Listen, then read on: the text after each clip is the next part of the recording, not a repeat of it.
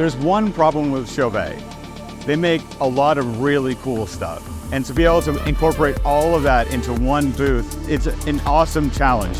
The ask was, how do we combine the physical world, the digital worlds?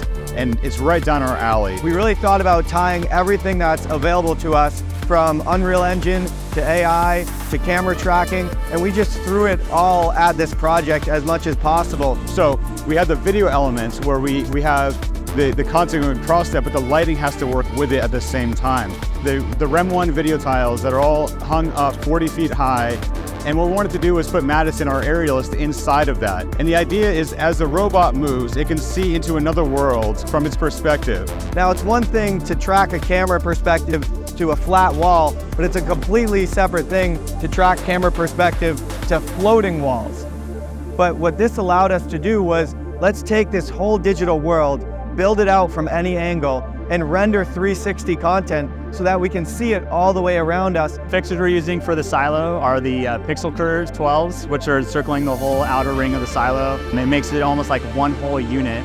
But then we can also break it up into each individual curve and have them do these huge, drastic kind of flows, and then bring it back down, and it just kind of flows nicely. So the Maverick Storms, we're using those as well. In that opening moment, they really just, I mean, you know there's a show going on just with those fixtures coming on, and so the output was incredible on them. The color was great as well. I had no complaints with them. The Beam 3 washes that I was using really packed a punch for the color, and their pixels that I was using as well.